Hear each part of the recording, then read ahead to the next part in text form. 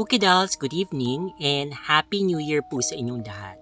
So gaya nga po na nabanggit ko nung nakaraan, mag-upload pa rin po ako ng stories dito sa ating channel every week. So siguro gagawin ko mga 3 times a week. Ang schedule natin for uploading is Tuesday, Thursday, and Saturday. Anyway, so let's go ahead and read our first story for the year na pinamagatang Ang Bahay ni Lolo.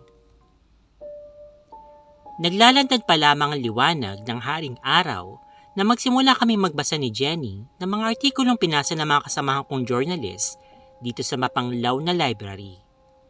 Kakatapos lang ng Sembre kaya gahol na naman kaming tapusin ang mga issue na ilalathala sa buwan ng Nobyembre. Pagalman ang katawan ko sa maraming gawain sa bahay, eto pa rin ako parang gampanan ang inatang natungkulin sa akin bilang isang editor-in-chief ng aming paaralan. Tahimik kong pinupulido at tinatama ang isang artikulo na biglang magsalita si Jenny na nakaupo sa isang silya na hindi kalayuan sa akin. Abala rin ito sa kanyang ginagawa kaya hindi ko maririnig ang boses niya na tila ba nakalunok ng mikropono. Kat! Ang kulit talaga ng mga freshmen! Sinabi ko na nga manood sila ng telebisyon para makagawa sila ng balita. Pero mukhang sinumpong na naman ang katamaran. Tingnan mo nga itong nabasa ko. Himutok ni Jenny. Ang multo sa tulay. Yan ang nabasa kong titulo na nilapag na papel ni Jenny. Hindi tuloy maiwasang sumagi sa aking isipan ang makapanindig balahibo kong karanasan sa probinsya nila Lolo kung saan ko doon ginugulang panahon sa isang linggong bakasyon. Araw ng linggo na mapagpasyahan namin ang aking ina na magtungo sa aming probinsya sa Nueva Ecija. Gustuhin mang sumama ni Papa, hindi maaari dahil marami pa itong kailangang asikasuhin sa factory ng tela na kanyang pinamamahalaan. Hindi naman kami mayaman, sapat lang ang kinikita ni Papa para mapag-aral ako at mabigay ang aming mga pangangailangan. Pasyado 7:00 na ng umaga bago kami makasakay ng ordinary bus. Mas pinili namin ito kaysa sa air-condition na bus dahil nasusuka ako kapag doon kami sumasakay. Kisarap talaga sa pakiramdam ng simoy ng hangin kapag ikay nasa probinsya. Hindi tulad sa Maynila na nalaso na yata ng mga usok na madalas na nagmumula sa mga transportasyon.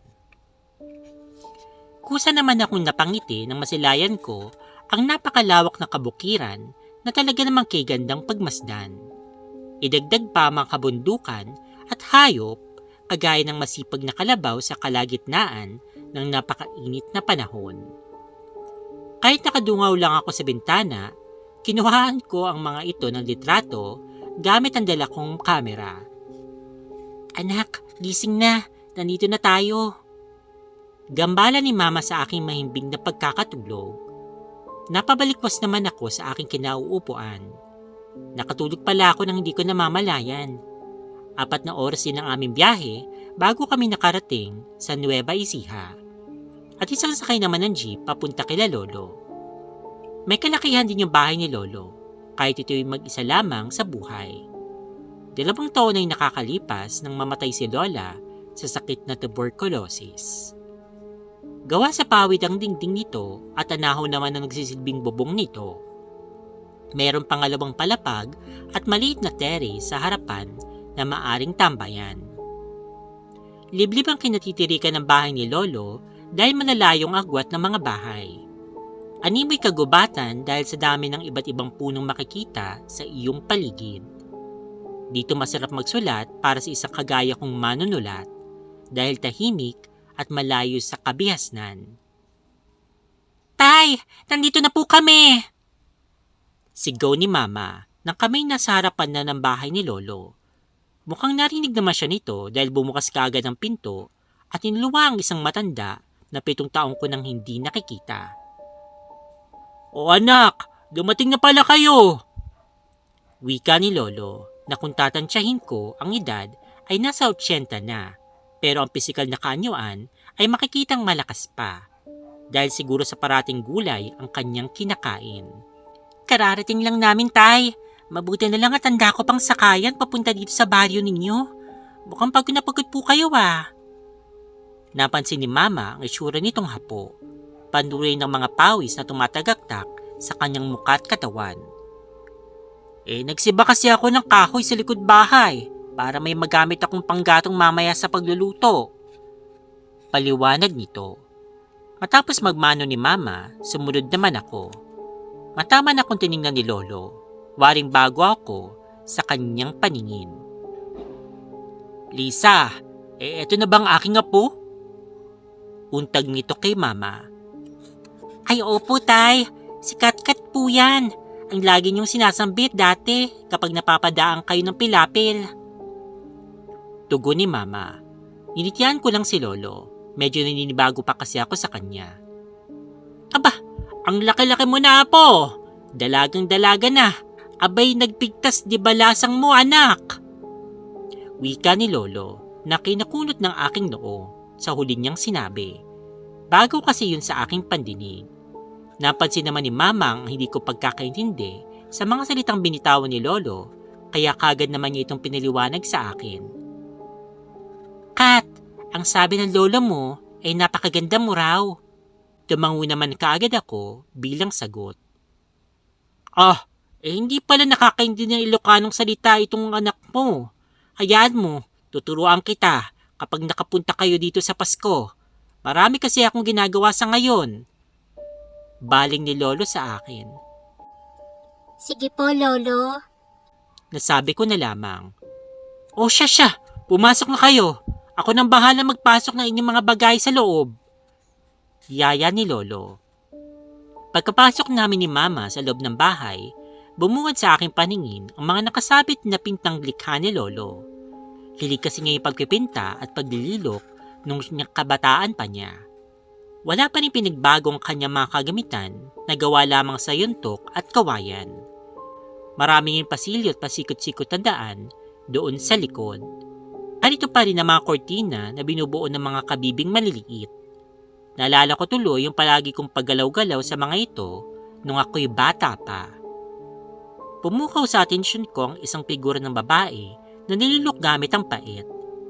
Kumbaga, estatwa na gawa sa kahoy. Nakapatong ito sa isang lamisita na nasa sala. Ngayon ko lang ito nakita, kaya hindi napigilan ng dalawa kong kamay na ito'y hawakan. Nitong nakaraang buwan ko lang yan natapos po. Ginawa ko yan para sumimbulo sa lola mo. Matagal niya na kasing inihiling sa akin na gawan ko siya ng ganyan. Wika ni Lolo mula sa aking likuran. Nakapasok na pala ito sa loob na dala ang aming mga bagahe. Ang ganda po, Lolo. Papuri ko sa obra niya. Sayang nga lang at hindi niya nakita ng lola mo apo. Ramdam kong lungkot ni Lolo sa kanyang pananalita. Sigurado po ako na matutuwa siya kung sakaling nakita niya ito. Pagpapagaan ko ng loob sa kanya. Isang ngiti lang ang sinukli sa akin ni Lolo. Apo, pumunta ka na sa kusina. Malapit na sigurong matapos magluto ng tanghalian ng inyong mama. Ako na magdadala ng mga bagahe ninyo sa mga silid na inyong pagtutulugan. Wika ni Lolo. Sinunod ko naman siya. Tila nabundat ang tiyan ko sa mga pagkain niluto ng mama ko. Naparami yata ako talaga ng kain. Matapos namin makapagbaba ng kinain, agad na nagsiesta sila Lolo at Mama. Wala rin naman kasing telebisyon si Lolo para magkaroon ng pampalipas oras. Sa sobrang kainitan ng panahon, naisipan ko na lang maligo. Pumunta ako sa banyo na malapit lang sa aking silid. May kaliitan lang yung banyo sa loob ng bahay ni Lolo. Wala itong bintana at gawa rin sa pawid ang mga dingding nito. Tahimik kong hinahagod ng buhok ko para kumalat ang shampoo na aking nilagay nang maramdaman kong may humawak sa aking kamay. Naisip kong guni-guni lang yun dahil agad ding naman nawala ng tingnan ko ang buong kapaligiran kung may tao ba o wala. Minabuti ko na lang na gawin ng isang bagay na bata pa lang ay nakahiligan ko na. At yun ay ang pagham. Nagsasabon ako ng buong katawan nang magsimula akong maghami. Aliw ni aliw ako sa aking ginagawa na biglang may sumabay sa akin. Boses lalaki yun at may katandaan na ang timbre. Tumigil ako sa aking ginagawa pero patuloy ko pa rin narinig ang boses niya. Labis na akong nabahala sa kung ano bang nilalang ang kasama ko sa banyo. Hindi ko maimulat ang aking mga mata dahil may sabon pa ang aking buong mukha.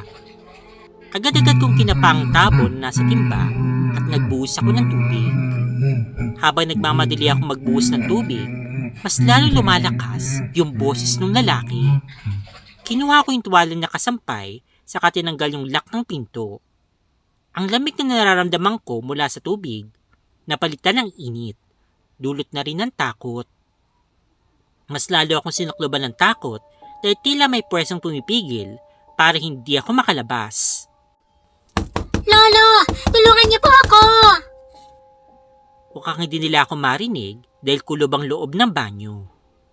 Laking pasasalamat ko na lamang na mabuksan ko na rin sa wakas ang pinto at dali-daling tumungo ako sa aking silid. Hingal na hingal pa rin ako sa naghalong kaba at takot na aking naramdaman. Nang mapatapat ako sa salamin, nakita kong baka sa aking itsura ang labis na gulat sa pangyayari ngayon ko lang naranasan. Napansin ko ring may mga naiwan pang mga sabon sa ibang bahagi ng katawan ko dahil sa sobrang pagkataranta. Bumilis naman yung tibok ng puso ko sa pangamba na maninagan kong isang batang babaeng nasa likuran ko. Nakasilip ito sa nakaawang na pinto na kanina lamang ay nakasara. Nakaupo ito at inimoy manikang kanyang itsura. Nais sabihin ng isipan ko na ipikit ko na lamang ang aking mga mata at wag nang tumingin sa salamin. Pero imbis na gawin ko yun, nilingon ko pa siya. Pagkaharap ko, napasigaw ako ng wala sa oras dahil nakalapit na pala ito sa akin. Nakakatakot yung kanyang itsura, parang sinunog sa dami ng mga dugo na nasa mukha nito. Nakangisi pa siya sa akin, na animoy gustong-gusto nitong nakikita niya sa akin. Sigaw ko habang nakapikit ang aking mga mata. Ilang minuto ang nakalipas, ay narinig ako mga yabag na papunta sa aking kinaroroonan. Anak, bakit? Ano nangyayari sa'yo? Narinig kong boses ni Mama, kaya kagad kong minulat ang aking mga mata. Hindi ko mapigilan mapayakap sa kanya. Hinagot naman niya ang aking likod upang ako'y mapakalma. Pinaliwanag ko kay Mamang dahilan ng aking pagsisigaw, ngunit hindi siya makapaniwala sa akin. Bagkus, tinawanan niya pa ako. Iyon daw ang napapala ko sa kakasulat ko ng mga kwento na may temang pantasya at kanunood ko ng mga paranormal movies. Hindi ko na siya pinilit na maniwala sa akin dahil sa huli, ako pa rin naman ang talo. Nasundan pa ang mga kakakilakilabot na mga pangyayaring iyon. Nung minsan katatapos ko lamang maghugas ng pinagkainan, pansin kong wala si Mama sa buong bahay, kaya minabuti kong tanungin si Lolo na nasa terrace. Abala ito sa pagsasali ng fertilizer sa isang tangke na karaniwang makikitang sinusukbit sa likod ng mga magsasaka. Mukhang mag-i-spray ito ng mga pananim niya doon sa kabukiran. Lolo, alam niyo po ba kung nasan po nagpunta si Mama? Wala po kasi siya sa loob. Panggambala ko sa kanya. Nasa taniman siya ng gulay, apo.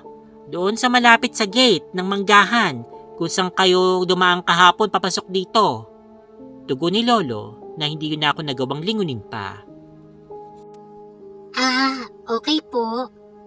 Tugon ko kay Lolo. Mga alis na sana ako nang bigla itong nagsalita. Apo, tingnan mo mabuti yung dadaanan mo ha. Baka may makita kang ulig. Paalala ni Lolo sa akin. Naku Lolo, takot na po yung mga ahas ngayon sa tao. Marami na rin kasi nga naghahunting sa kanila para ulamin o gawing pulutan. Natatabang turang ko dito. May punto ka dyan na po. Sabi ni Lolo bago ako tuluyan umalis. Malayo pa lang ako, tanayaw ko na si Mama na nakaupo sa tambak para kumuha ng gulay. Kasama niya pala si Aling Maring na kapitbahay ni Lolo. Base na rin sa suot nitong pangmanang na bestida kahapon, kaya kahit nakatalikod sila sa direksyon ko, malalaman kong sila iyon. Nawala yung atensyon ko sa kanila nang mapatingin ako sa nilalakaran ko. Maraming puno ng mangga, damong ligaw at iba't ibang klaseng mga puno. Tabi-tabi po. Pasintabi ko sa nuno sa punsong nadadaanan ko. Yun kasi yung tinuro sa akin ni Lolo nung ako'y musmus pa lamang. Psst! Dinig kong salita ng isang nilalang. Napalingalinga ako sa kapaligiran, ngunit wala naman ako nakikitang ibang tao. Nasabi ko na lamang sa isip ko na baka guni-guni ko na naman yun. Bumalik ang tingin ko sa kinaroroonan nila mama at laking gulat ko nang makita kong wala na si Aling Maring sa kanyang tabi. Ma, nasaan na po si Aling Maring? Untag ko nang makalapit na ako sa kanya. Ha? Ako lang naman yung nanditong kumukuha ng pechay. Sagot nito na labis kong pinagtaka. Imposible man ang malikmata ko dahil kitang-kita kong katabi nga niya si mama. Hindi ko tuloy mapigil ang taasan ng balahibo sa aking mga nakita. Araw ng Biyerkules, matutulog na sana ako sa aking higaan nang umepal na naman ang aking sikmura. Kinailangan kong pumunta ng banyo para maglabas ng kinain. May narinig akong isang tinig ng babae na sobrang nagpanginig ng buo kong katawan. Tulog na sila mama kaya tanging ako na lamang gising ng mga panahong iyon. Catherine! Catherine! Catherine! Paulit-ulit na tawag sa akin ng boses na hindi ko malamang kung saan nanggagaling. Napakagat na lang ako ng labi ko dahil sa sobrang tensyon na nagaganap doon sa banyo. Catherine! Catherine! Malumanay ang boses nito na bumabasag sa katahimikan ng gabi. Sino ka ba? Harapin mo nga ako! Matapang kong sabi. Hindi ko alam kung saan ko nahugot ang lakas sa loob kong yun, pero hindi talaga ako matatahimik kung hindi ko malilinawan ang mga pangyayari. Nawala naman bigla yung tinig na yon. Sa huli, agad kong tinaas ang aking suot na salawal at nagmamadaling lumabas ng banyo. Aminin ko man o hindi, mas nangibabaw pa rin ang takot na aking nararamdaman. Humiga na ako sa kama nang hindi ba lang nakakapaglinis. Wala akong pakialam kung mga amoy man yun sa aking silid. Ang mahalaga, nakalis na ako sa lugar na iyon. Isang minuto pa lang akong nakakahiga nang marinig ko yung tahol ni Barty, ang nag-iisang alagang aso ni Lolo. Kalinsabay ng kanyang pagtahol ay ang tunog ng pagkaputol ng puno ng mga saging na nasa labas ng bahay. Hindi ko mawari kung sino yung nagpuputol ng puno ng ganitong 10 oras ng gabi. Imposible namang si Lolo dahil maaga ito nagpaalam na siya'y matutulog na. Huwag kang maingay! Gagawin kitang isda! Nagbabantang wika ng isang nilalang sa labas ng aking silid. Natahimik naman si Berting sa pagtahol. Ang lakas na pagkabog ng dibdib ko sa takot na aking nararamdaman. Hindi ako mapalagay kaya sinilip ko sa bintana ang nilalang na iyon. Kitang-kita ng aking mga mata ang isang napakalaking lalaki. Napakahaba ng buhok nito at itim ang kanyang kasuotan. Tila isa siyang kapre na napapanood ko sa mga palabas. Paharap na siya sa direksyon ko, kaya naman dali-dali akong bumalik sa aking higaan. Kinakapos na ako ng hininga sa kaba at gumuguhit na yung pawis sa aking muka dahil sa naisip kong baka pumasok yung nilalang na iyon sa aking silid. Napabaloktot na lamang ako sa aking pagkakahiga kahit hindi ako sanay at sobrang higpit ang kapit ko sa aking unan na mga sandaling iyon. Pinilit kong matulog pero hindi ko magawa kaya kinabukasan, itim na itim yung ibaba ng talukap ng aking mga mata. Ay, ang laki na ng eyebags ko. Naipailing na lamang ako sa harap ng salamin. Madaling araw pa lang nang marinig kong may nagbobomba ng gripo sa palikuran. Ang aga naman yata nagising ni Mama. Sa isip-isip ko, bigla kong naalala yung sinabi ni Lolo na ililibot niya kami ngayong araw sa bayan. Ngayon siguro yung dahilan kung bakit maagang gumising si Mama para magluto. Alam kong si Mama yun dahil tanghali na kong magising itong si Lolo. Lumabas ako ng aking silid para pumunta sa banyo habang patuloy ko pa rin naririnig ang pagbagsak ng tubig na nagmumula sa poso. Pagkabukas ko ng pinto, Wala naman akong nakitang tao sa loob. Tumigil na rin yung poso at tanging patak lang ng tubig na nagmumula rito ang aking nabutan. Nakabukas naman yung ilaw sa loob ng mga oras na yon. Kinilabutan na naman ako sa pangyayaring iyon. Pinuntahan ko na lamang si Mama sa kanyang silid at nakita ko na mahimbing pa itong natutulog. Malaya ako nakatabi sa kanyang pagkahiga hanggang sa hindi ko na namalayan na nakatulog na rin pala ako.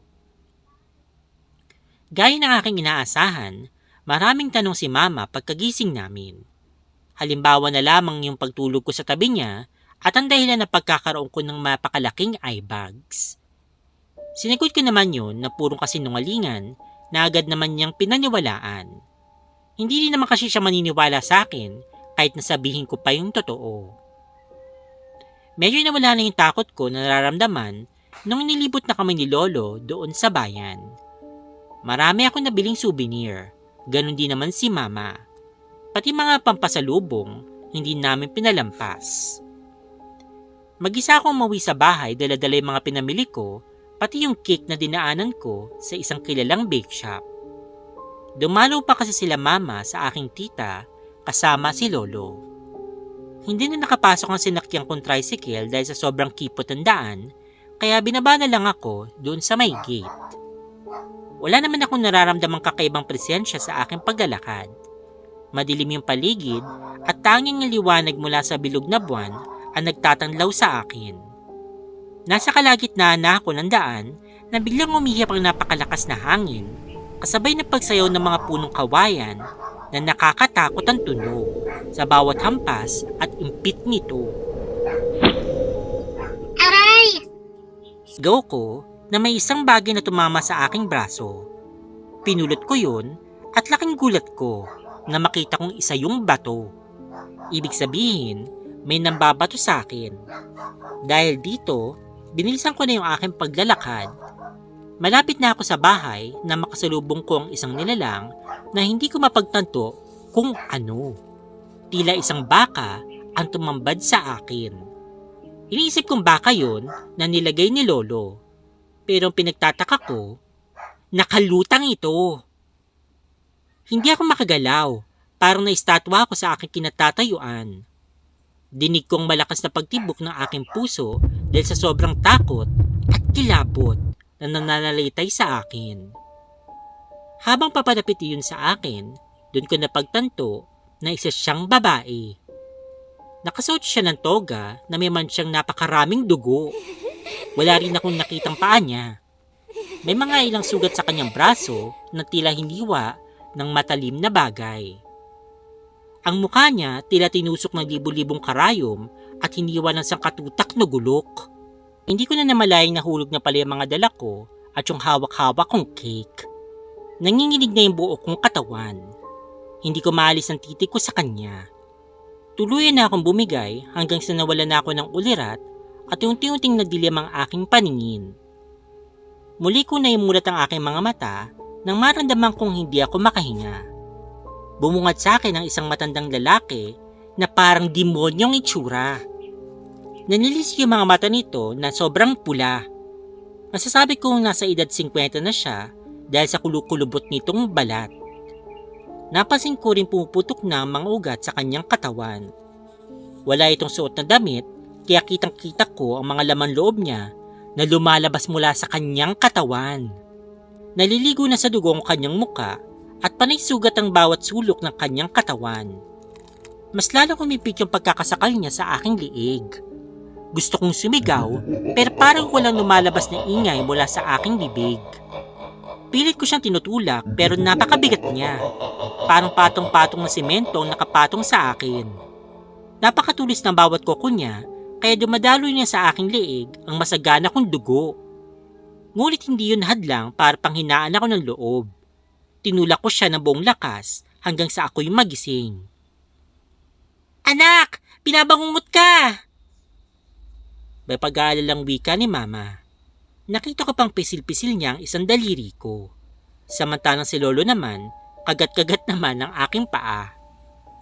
Nang maging kalmado na ako, kinuwento ni Mama ang nangyari sa akin. Nakita raw nila ako nakahandusay sa daan at walang malay, kaya kagad nila akong inuwi. Patapos nun, binangungot naman daw ako. Mabuti na lang daw at nagising sila sa aking ungol. Natapos yung bakasyon ko sa lugar nila lolo nang hindi ko kinukwento ang mga nangyari sa akin nitong mga nakaraang 4 na araw. Siguro, akin na lamang yun. Dapit hapon na nang may ayos namin ni mama ang aming mga gamit, pati mga pabao ni lolo. Mama, hintayin mo po ako dito sa labas ng terrace. May nakalimutan lang po akong kunin sa loob. Paalam ko kay mama. Tumango na lamang ito bilang sagot. Sa likod bahay na ako nagdaan para mas mabilis kong makuha sa banyo yung bracelet na binigay ni Jenny noong birthday ko. Hinubad ko kasi yun nung ako'y naligo. Nakita ko naman si lolo sa di kalayuan na tila ba nagbumuni-muni. Nakaupo ito sa bangkuan sa may pilapil. Medyo madilim na rin ang kapaligiran.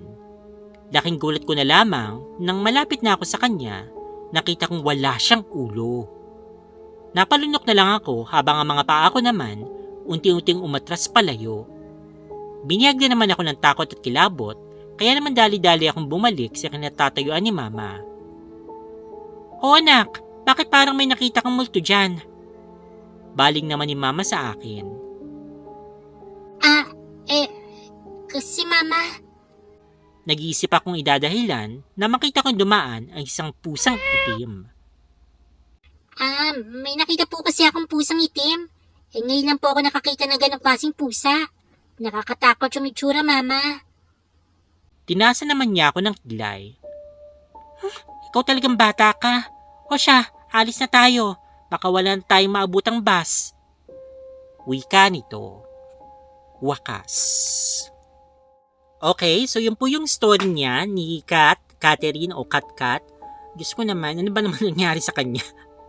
Parang grabe naman tong kwentong ito na para bang nakakaloka. Kung ako sa kanya, buti na lang at hindi siya naloka, nabaliw dun sa bakasyon niyang yun. Kasi parang bakit siya lang yung pinagdidiskitahan, yung nanay niya parang wala lang, deadma lang, ganyan. Walang nangyayaring kakaiba dun sa nanay niya, kaya hindi tuloy siya pininiwalaan.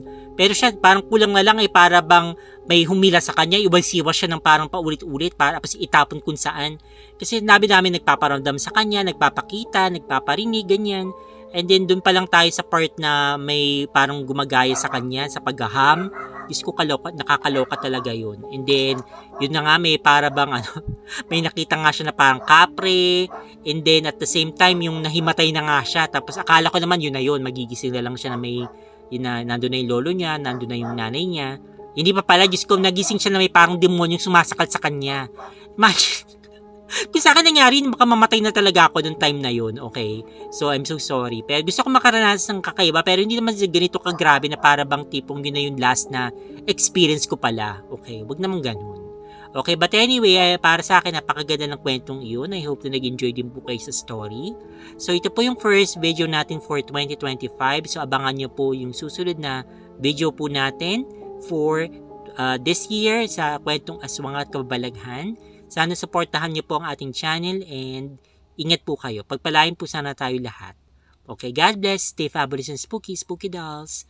Bye-bye!